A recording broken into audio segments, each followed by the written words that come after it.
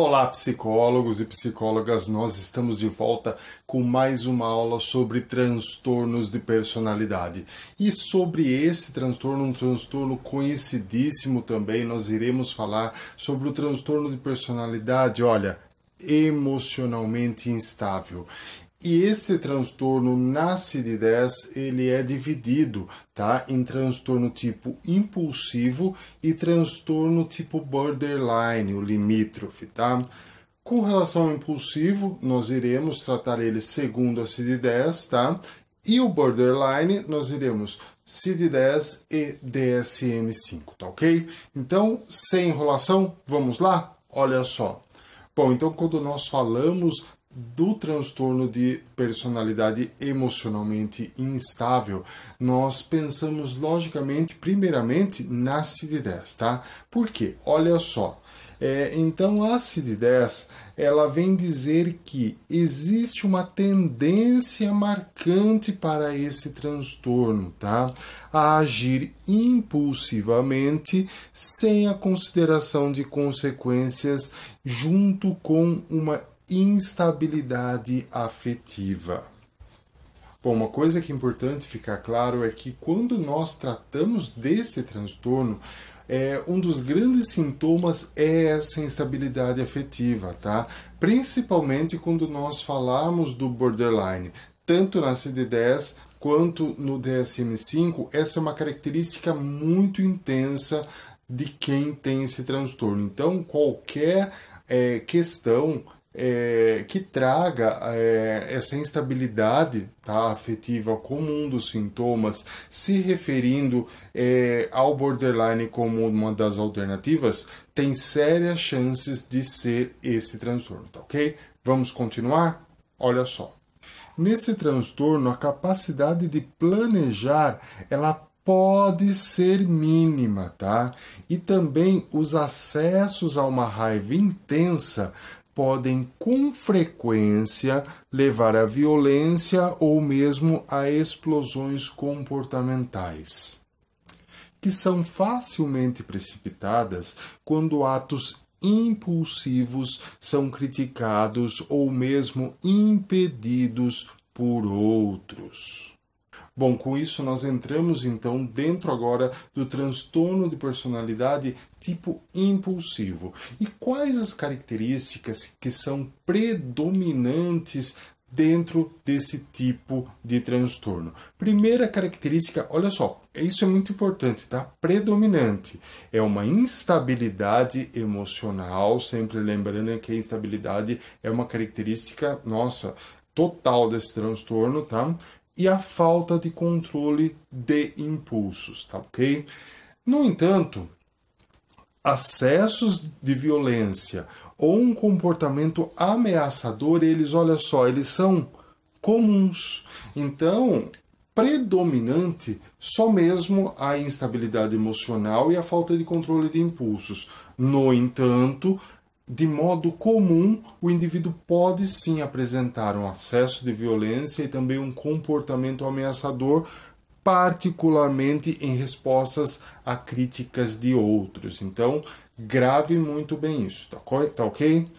Bom, com relação à CID-10, falando acerca do tipo borderline ou limítrofe, olha só o que a CID vem dizer. Várias características de instabilidade emocional estão presentes, em adição a autoimagem, objetivos e preferências internas, incluindo o sexual do paciente. São com frequência pouco claras e também perturbadoras, tá certo? Em geral, tá, o que acontece são sentimentos crônicos de vazio, geralmente, e também existe uma propensão a se envolver em relacionamentos que sejam intensos e instáveis e que podem causar repetidas crises emocionais.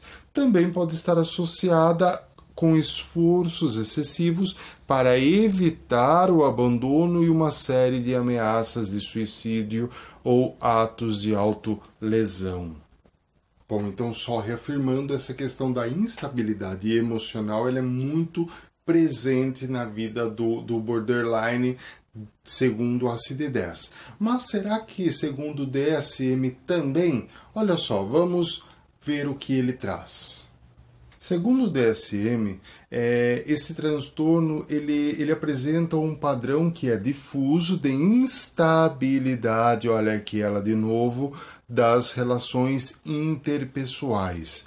Também da autoimagem e também dos afetos e impulsividade acentuada, que surge no início da vida adulta e está presente em vários contextos, tá?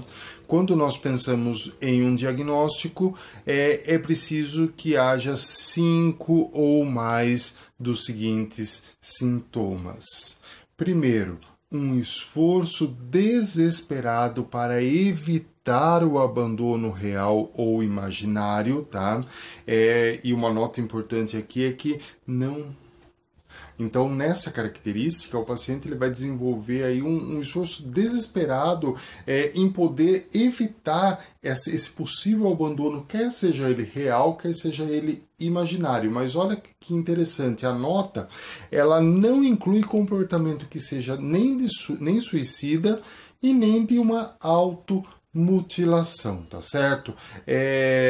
Coberto pelo critério 5 que nós iremos tratar já, tá bom? Vamos continuar? Um padrão de relacionamentos interpessoais instáveis, olha só, sempre instáveis e intensos, caracterizado pela alternância entre extremos de idealização e desvalorização.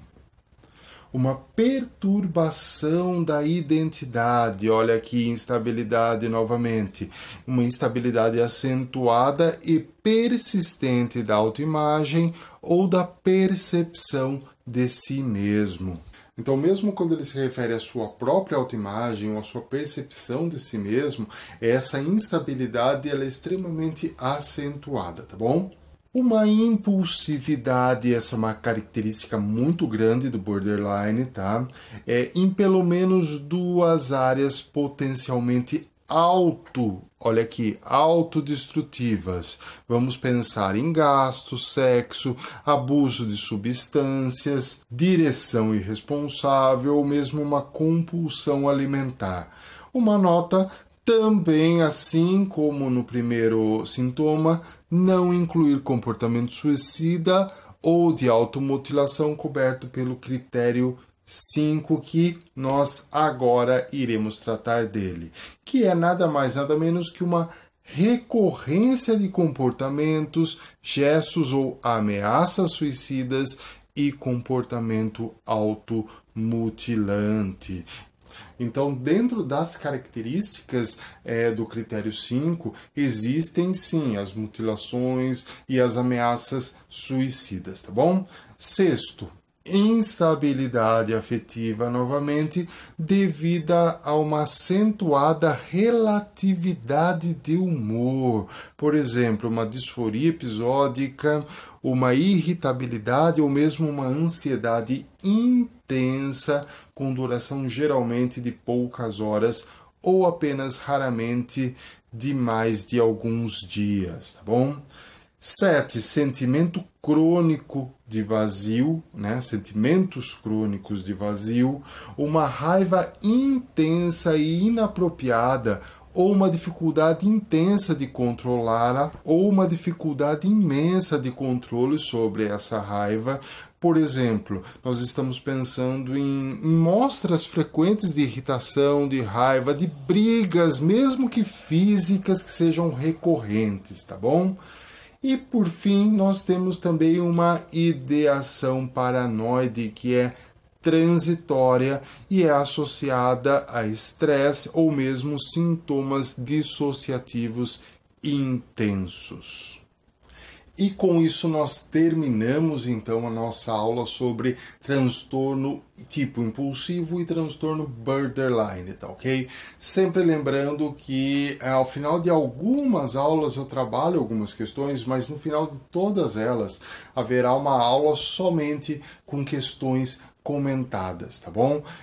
Então você aguarde, quando eu terminar todos os transtornos, haverá uma aula completa com resolução de questão voltada para transtornos de personalidade. Então, até daqui a pouco, até daqui 1 ou 2 dias, já que eu estou postando esses vídeos com um determinado prazo, tá ok? Grande abraço para você.